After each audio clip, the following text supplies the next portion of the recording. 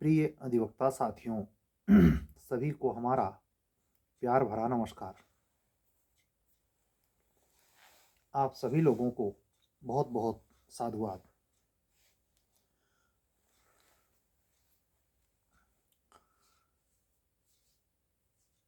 अहमदाबाद में गृह मंत्री के किसी व्याख्यान में यह कथन वायरल हो रहा है, इंग्लिश मीडियम में भी हिंदी मीडियम में भी, कि जो 3 नई संहिताएं बनाई गई हैं, आईपीसी को रिप्लेस करके, सीआरपीसी को रिप्लेस करके और एविडेंस को रिप्लेस करके, वो आने वाले 3 से 5 साल में लागू होंगी।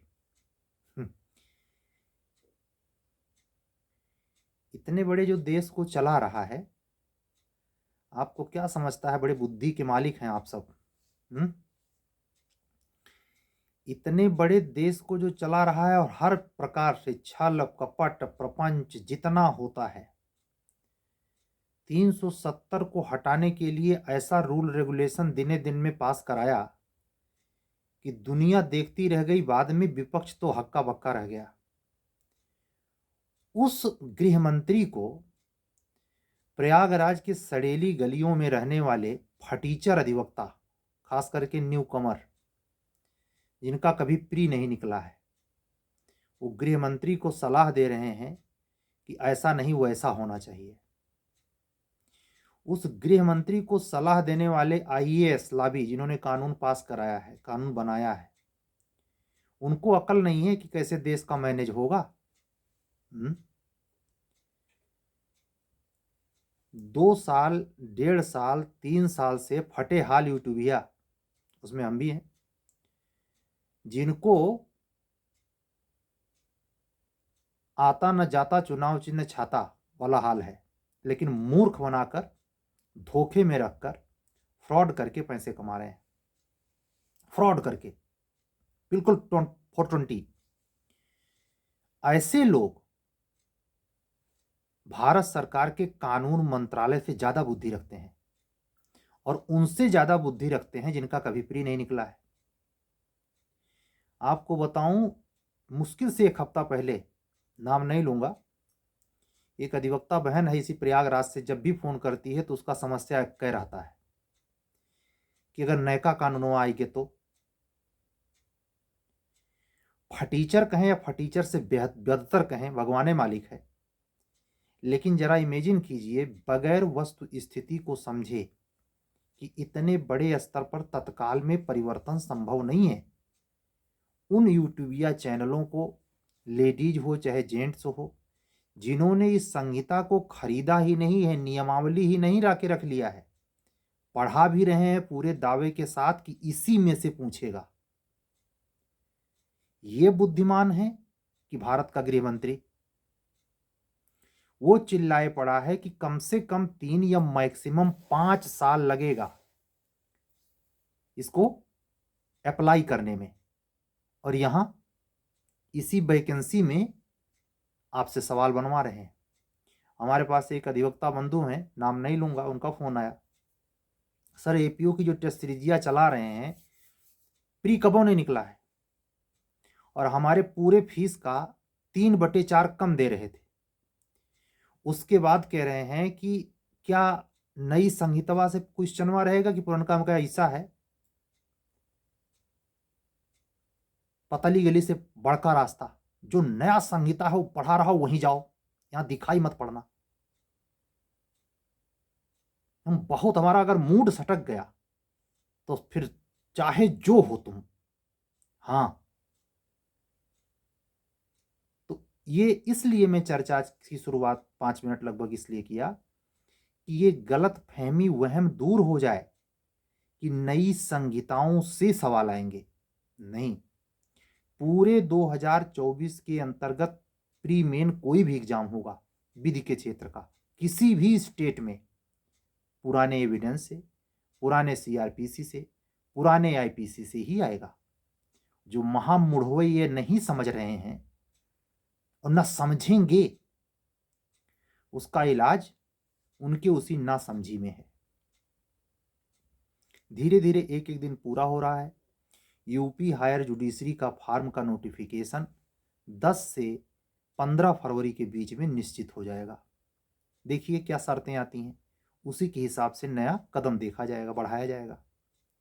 उम्मीद यही करता हूं कि सभी को फॉर्म भरने का मौका मिले, सभी जो अहर हैं उनको जो परीक्षाएं पास कर जाएं उनको मुख्य परीक्षा देने का अवसर मिले, ये आशा और विश्वास रखते हैं। रही बात यूपी जूनियर डिवीजन और यूपी एपीओ के वैकेंसी के आने की, तो दो प्रकार की न्यूज फर्जिया मार्केट में वायरल है। क्या? इलेक्शन के बाद आएगा, न इनको तब पता है ना अब पता है, और एक हैं जो इलेक्शन के पहले ला रहे हैं। ये दोनों में से कोई भी पढ़ने वाले लोग नहीं हैं। लेकिन चाहे पढ़ने वाले हों या पढ़ने वाले ना हों, सबका मन इस बात के लिए तो बेचैन है कि आखिर कितना इंतजार करना पड़ेगा। बुजुर्ग हैं उम्र में, लेकिन मैं बार बार टोकता हूं, फिर टोक रहा हूं। आरटीआई के नोटिफिकेशन के आधार पर अगर आप विज्ञप्ति के बारे में चर्चा कर रहे हैं और दावा पेश कर रहे हैं कि इतनी वैकेंसी ही आएगी, जबकि आप एक बार ऐसी गलती कर चुके हैं। क्या? 33 सीट एचजेएस ला रहे थे जून में, 33 सीट यूपी एचजेएस ला रहे थे जून 2023 में। आई कब और कितनी, इसका उन्हें जरा सा पश्चाताप नहीं है। अगर गलती हो जाए तो यूट्यूब चैनल पर आकर पूरा साष्टांग दंडवत करके माफी मांगिए कि आपका यह अनुमान गलत था। दोबारा फिर वही गलती। एक जो आरटीआई, मैंने इसको थंबनेल लगाया था जिसमें विवरण है कि 67 पे कार्यवाही चल रही है, 215 खाली है। उसके बारे में उसको पढ़ करके ये कैसे प्रोडक्ट किया जा सकता है कि 67 वैकेंसी आएगी? आप हैं कार्मिक मंत्रालय, और आपके सोर्स की अगर इतनी पहुंच है तो यूट्यूब पे क्या कर रहे हैं? यूट्यूब पे क्या कर रहे हैं? कितने लोग आरटीआई लगाए? अध्याचन आया है कि नहीं? कहा भी मुंबई से यहां अजमेर पहुंचा है। अधिकारी हैं वो सब। तो यह चीज स्पष्ट करने के लिए कि यूपी एपीओ की वैकेंसी 118 के नीचे नहीं रहेगी, ये कंठस्थ कर लीजिए। उसके कितने ऊपर हो सकती है, ये सरकार के ऊपर है। प्रक्रियात्मक रूप से बहुत बड़े स्तर पर आपको ये सुनने को मिलेगा। जो स्वाभाविक तार्किक स्थिति है वह इलेक्शन के पहले ही है, दोनों की। एक संभावना यह भी प्रकट कर रहा हूं, जो एलएलबी के एग्जाम्स होते हैं उसकी फाइनल मार्कशीट किस महीने में आती है। अगर जे की वैकेंसी नहीं आ रही है तो उसका एक कारण यह भी मान लेना कि जिस पर महीने में मार्कशीट मिल जाती है उसके बाद आ सकती है जे। लेकिन एपीओ में पचड़ा नहीं है, जे के लिए है। समझ रहे हैं? तो ये सब घटनाक्रम है, चुपचाप पढ़िए और उम्मीद करिए कि इलेक्शन के पहले दोनों वैकेंसी आपके हाथ में होगी, जैसे एचजेएस आ चुकी है। आज भी मैं थंबनेल यही लगाऊंगा कि वर्तमान स्थिति यूपी एपीओ, यूपी जुडिशरी की क्या है, आपको किन चीजों में विश्वास करना चाहिए और क्यों, इस पर चर्चा आज की वीडियो में है। थोड़ी सी संक्षिप्त है, 1:30 बज रहा है। आज मैं क्लास भी नहीं ले पाया क्योंकि बच्चों की क्वेरी ज़्यादा थी, टाइम मेरा ज़्यादा चला गया। सुबह के समय थोड़ा मैं अपने निजी काम से व्यस्त था, इसलिए आज प्रक्रिया विधि की क्लास नहीं हो पाई, एविडेंस की। ये कल होगी, आज की डेट में होगी, रात में। ठीक है, तो हम सभी अधिवक्ता साथियों से यही कहेंगे कि अपना समय बचाइए भैया बहना। अगर आपको संतोष नहीं है तो सॉरी, मत पढ़िए, लेकिन किसी को र्यूमर के द्वारा मिसगाइड मत करिए। और इन असामाजिक तत्वों से बचिए जो नई संहिता पढ़ने पढ़ाने और खम्ब ठोकने, मतलब इतना खुश हैं, इनके चतुराई की सीमा नहीं है कि सर माँ मूर्ख हो पुरन के पढ़त बा, हम तो तीर मारे है ही। तुम नयके से निकालो प्री तो बताएं, तुम्हारा नयके से प्री निकल जाए। लिख के रखना, इसमें मजा लेने वाले प्रवृत्ति के लड़के और लड़कियां, किसी का प्री इस तरीके से नहीं होता। 7 सब्जेक्ट है जुडिशरी में, 7 का मास्टर होना पड़ता है। ऐसे एपीओ में 4 पेपर भले से है। पुलिस एक्ट और रेगुलेशन नानी याद दिला देती है, समय बिल्कुल नहीं है। पुलिस एक्ट और रेगुलेशन बदला नहीं है ना। तो आज एपीओ को केंद्रित करके जो 4 सब्जेक्ट का पूरा बदलाव है उसके बारे में क्लियरेंस कि पुराना कानून ही रहेगा। और दूसरी बात, वैकेंसी की संभावना 5 फरवरी से लेकर 15 मार्च के बीच कभी भी धमक सकती है, और वह 118 से कम नहीं होनी चाहिए। ठीक है, हमारा ये प्रिडिक्शन है, हमारा ये अंदाजा है। आप लोग चुपचाप पढ़ाई में लगे रहिए बेजोड़।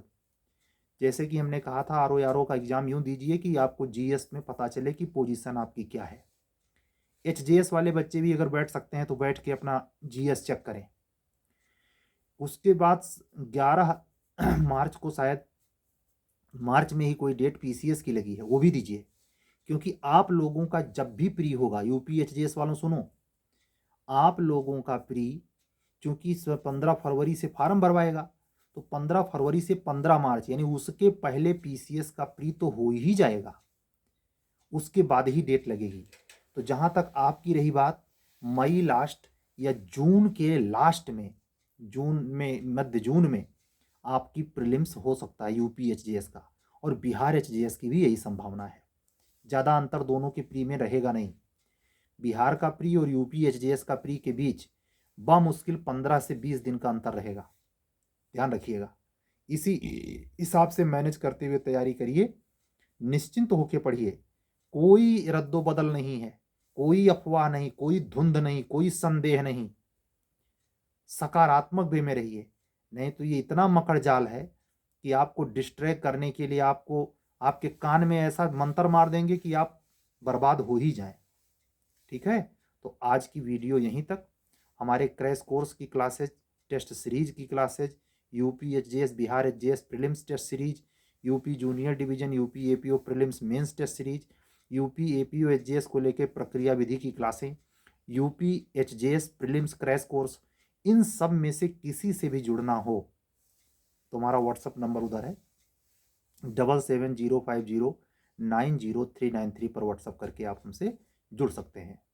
आज की वीडियो में मैं यह संकेत करने का प्रयास किया हूं कि आप लोग र्यूमर के चक्कर में ना पड़ें, अपनी वास्तविकता को समझें। और ये अचानक मैं कह रहा हूं 5 फरवरी के बाद से लेके 15 मार्च के बीच में कभी भी दोनों कटना नहीं चाहिए, है ना। तो निश्चिंतता रखें और ये नए पुराने वाले झंझट में से अपने आप का जो माइंड का फ्रीक्वेंसी है वो पुराने ला पर संकेंद्रित करें, नहीं तो आपको बहुत बड़ा नुकसान उठाना पड़ेगा। हाँ, इतना मैं शुरू से कह रहा हूं, ये संहिताएं जो बदल के, चूंकि घटनाक्रम है इसलिए घटनाक्रम के नाम पर इनसे जीएस में क्वेश्चन जरूर बन सकते हैं कि उनका नाम क्या है, धारा कितनी है, चैप्टर फलनवा ढिमका। ठीक है, इसको जरूर ध्यान रखिएगा। कब लागू हुई, कब लोकसभा में पास हुई, कब राज्यसभा में पास हुई, कब राष्ट्रपति ने साइन किया किस दिन, ये सब जीएस के क्वेश्चन हैं, जीके के। ठीक है, अपना ध्यान रखिए, हिम्मत के साथ पढ़ाई कीजिए। धीरे धीरे ठंडी कम होने लगेगी, कम होने लगी है, और आने वाले दिन में ये नॉर्मल हो जाएगा। 15 फरवरी तक जब यूपी एचजेएस अपना फॉर्म भरवाएगा, बिल्कुल ये नॉर्मल हो जाएगा। मुझे पूरी उम्मीद है सबको प्रीलिम्स देने को मिलेगा, सब मेंस देंगे जो क्वालिफाई करेंगे, और ऐसे ही यूपी एचजे जूनियर डिवीजन और एपीओ में पुराने सिलेबस पर ही एग्जाम होगा, समय से होगा। कम से कम अगस्त के पहले आप प्री दे चुके होंगे, अगस्त के पहले जूनियर डिवीजन और एपीओ का प्री हो चुका होगा। बस आज की बात पूरी, कल फिर मिलेंगे, तब तक के लिए विदा दीजिए। सत्यमेव जयते। शुभ रात्रि।